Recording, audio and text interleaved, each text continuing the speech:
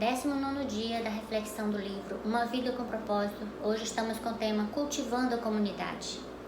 Para que tenhamos uma comunidade saudável é preciso honestidade. Essa é uma condição. Honestidade e tratamento digno. Senão não conseguimos uma comunidade saudável. Uma comunidade exige comprometimento.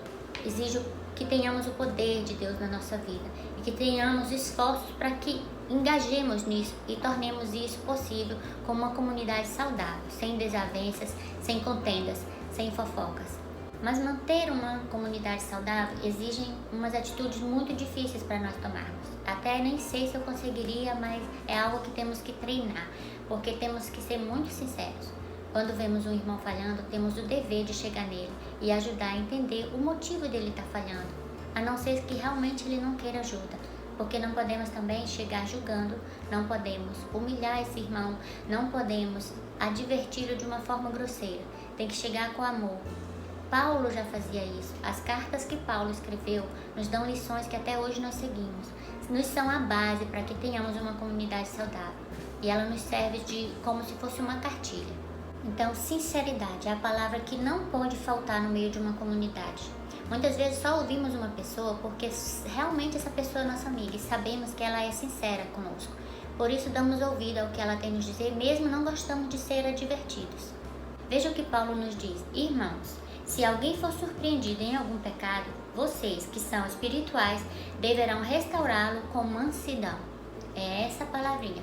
Temos que ser sinceros, mas temos que ser também mansos para poder falar e não ofender o irmão, porque numa comunidade há falhas.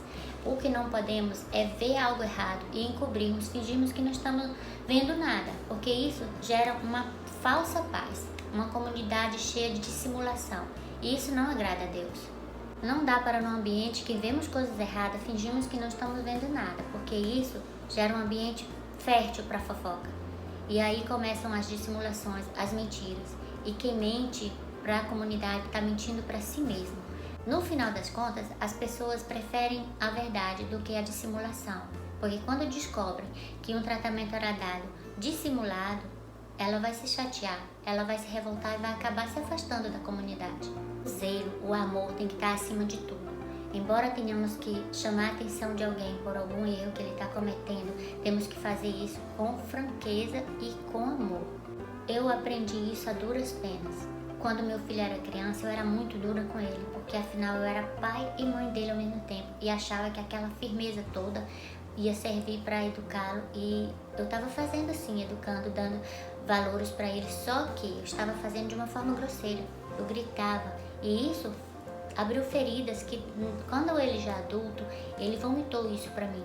Ele despejou de uma forma que foi bem duro, foi dolorido. Eu chorei muito, mas depois disso passamos a nos entender mais como adultos.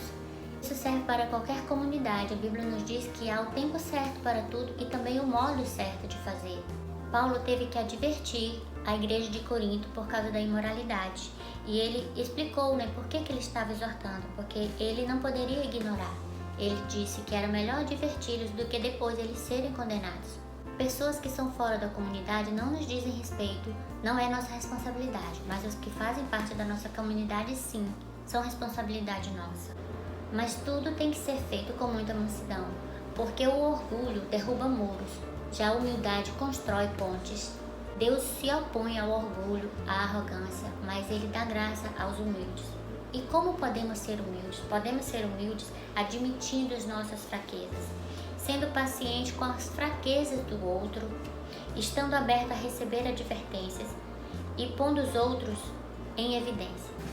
Na nossa comunidade, na minha igreja, eu sempre lembro da irmã Mara quando toca nesse assunto, porque ela sempre está pondo o outro em evidência. A Bíblia nos ensina a não sermos sábios diante dos nossos próprios olhos, mas colocar o outro acima de nós. Isso não é fácil, eu sei.